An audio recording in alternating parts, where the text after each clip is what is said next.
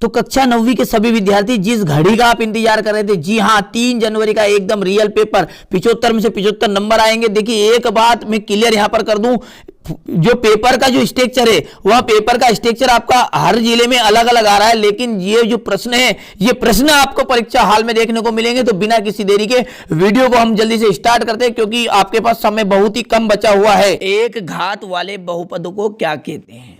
ठीक है, तो उसे कहते हैं एक घात वाला कहलाता रेखिक, दो घात वाला कहलाता द्विघात, तीन घात वाला कहलाता त्रिघात। अब यहां पर एक वर्ड दिया द्विपद। द्विपद का मतलब होता है जिसमें केवल दो पद रहे, उसमें घातों से मतलब ही नहीं रहता है। ठीक है, चलिए, गोले का आयतन होता है, यानी गोले के आयतन का फॉर्मूला क्या है? तो वो है 4/3 पाई आर क्यूब, जो कि तीसरा नंबर का एकदम राइट रहने वाला है। 3x इक्वल है 24। जैसे 3 को आप इसके बटे में लेके जाएंगे तो 8 एकदम राइट हो जाएगा।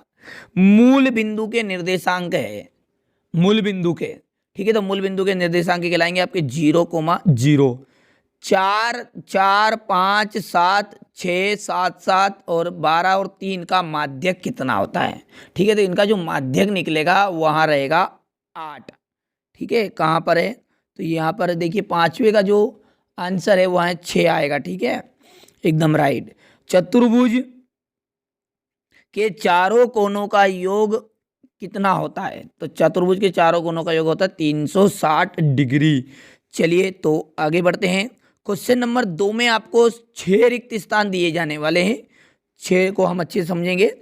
एक दो व्रत है, वो सदैव कैसे होते हैं? तो ये जो व्रत होते हैं, देखिए ये व्रत भले बड़ा हो छोटा हो, वो उनका जो रूप रहेगा वो समरूप रहेंगे। कैसे रहेंगे? समरूप। यदि दो असमान कोणों का योग कितना होता है?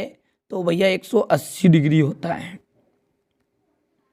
9 की पावर है 1/2 का मान कितना है? तो 9 की घात 1/2। जिसे आप 3 को बदलोगे तो ये 9 को, तो ये आ जाएगा 3 की घात 2 और 1/2 वैसे ही वैसा, तो इसलिए कुल मिलाकर उत्तर आ जाएगा आपका 3।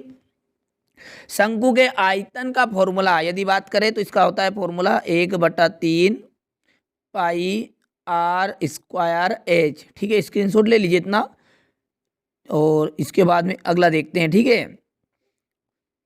3x क्यूब है, यानी कि 3x क्यूब है, और में x की घात 3 का गुणांक क्या होगा? तो x की घात का की जो 3 है, यानी x क्यूब का गुणांक का मतलब होता है उसके आगे जो लिखा रहता है, तो उसके आगे तो 3 ही लिखा, देखिए घात के आगे। देखिए बिंदु 7, 6 की कोटि का मान क्या होता है? देखिए कोटि का मतलब आप समझते हो, दो चीज होती है, भुज और कोटि। भुज और कोटि, देखिए भुज जो होती है वो क्या है? भुज होता है x का मान। अब x का मान कौन सा रहता है इसमें? जो पहले नंबर पर रहता है वो x का मान है, दूसरे नंबर वाला रहता है y का मान। तो भुज हो गई आपकी 7 और कोटि हो गई है 6। तो यहाँ पर कोटि पूछी है, कोटि होता है y का मान। ठीक है, तो यहाँ पर 6 हो गया। चलिए, अब है सही जोड़ी। पहला जो है इसका मिलान आपको करना पड़ेगा 1/10 से। x क्यूब और y क्यूब का जो फॉर्मूला है ये यहाँ पर लिखा हुआ है। सरल कोण जो होते हैं वो 180 डिग्री का होता है, और यहाँ पर चौथे का ये मिलान हो जाएगा। और पांचवे का यदि बात करें तो x अक्ष पर स्थित रहेगा, और छठा जो है वो सामने ही है 1/2। चलिए आगे बढ़ते हैं। एक वाक्य में उत्तर अब दिए गए हैं। पूरक कोण क्या है? तो देखिए पूरक कोण जो होता है उसकी परिभाषा होती है। तो परिभाषा क्या है इस पूरक कोण की? कि जब, यहाँ पर लिखना संभव नहीं होगा, जब दो कोणों की माप जब दो कोणों की माप 90 डिग्री हो तो कोण एक दूसरे के पूरक कोण कहलाते हैं। ठीक है, चलिए आगे बढ़ते हैं। दूसरा दिया गया इसमें कि एक द्विघात बहुपद का उदाहरण लिखना है। तो द्विघात मतलब जिसमें दो घात हो, तो ax² plus bx plus c। ठीक है, एक वृत्त है जो उसकी सबसे बड़ी जीवा क्या कहलाती है? तो उसकी सबसे बड़ी जीवा कहलाती है व्यास।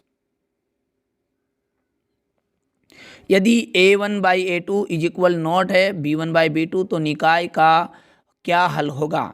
तो निकाय का एक अद्वितीय हल होगा। तो क्या हो जाएगा? अद्वितीय हल। एक अक्ष पर स्थित किसी बिंदु की कोटि कितनी होती है, तो देखिए एक्स अक्ष पर जो स्थित बिंदु रहेगा उसकी कोटि 0 रहेगी, ठीक है।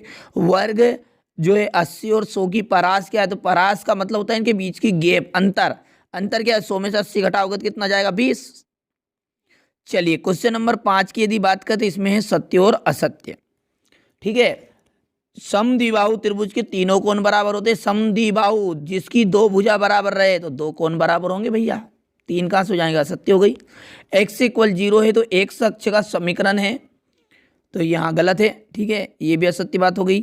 सर्वांगसम त्रिभुज के संगत भाग बराबर होते हैं, बिल्कुल एकदम राइट बात है। वर्ग अंतराल 10 से 15, 10 की वर्ग की उच्च सीमा है, तो उच्च सीमा का मतलब है जो बड़ा मान रहे, तो वो क्या है, 15 है।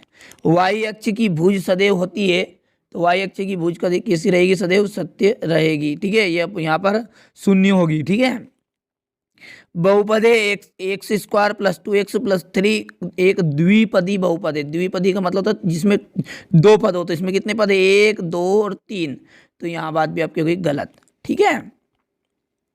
चलिए क्वेश्चन नंबर 6 की यदि बात करें, इसमें देखिए 2 अंक के क्वेश्चन आंसर शुरू हो गए हैं, बहुत ही सिंपल से प्रश्न है। देखिए क्वेश्चन नंबर 9 में देखिएगा, यहाँ पर दिया गया है बिंदु 5,7 में भुज और कोटि का मान ज्ञात कीजिए। कितना सिंपल सा प्रश्न है, मैंने बता ही दिया आपको। भुज किसको कहते हैं, एक्स के मान को, और कोटि किसको कहते हैं, वाई के मान को। अब एक्स का मान पहचानना सिंपल सी बात है, पहला एक्स का मान लेता है, दूसरा वाई का मान, हमेशा ही हर सवाल में। तो 5 तो गई भुज और कोटि हो गई ये 7, ठीक है, कितना सिंपल है। चलिए तो इसके बाद में यहाँ पर देखिए क्वेश्चन नंबर 10, ये क्वेश्चन नंबर 11 है, क्वेश्चन नंबर 12, यहाँ से देखिए क्वेश्चन नंबर 13 को पढ़ेंगे तो संलग्न चित्र है आपको, इसमें यहाँ पर बिंदु दिए गए हैं, इनको अच्छे से कंप्लीट करना है, ठीक है, सवाल को। और सिद्ध कीजिए कि त्रिभुज के समान कोणों की सम्मुख भुजाएं समान होती है, ठीक है। इसके बाद में देखिए सिद्ध कीजिए कि किसी त्रिभुज की समान भुजाओं के सम्मुख कोण बराबर होते हैं, ठीक है। और आगे हैं आयत के कोई 2 गुण, समांतर चतुर्भुज के 2 गुण। इसके बाद में यहाँ पर क्वेश्चन नंबर 19, ये क्वेश्चन नंबर 20, यहाँ पर देखिए क्वेश्चन नंबर 21 और 22, और ये अंतिम जो है आपका क्वेश्चन नंबर 23 रहने वाला है। देखिए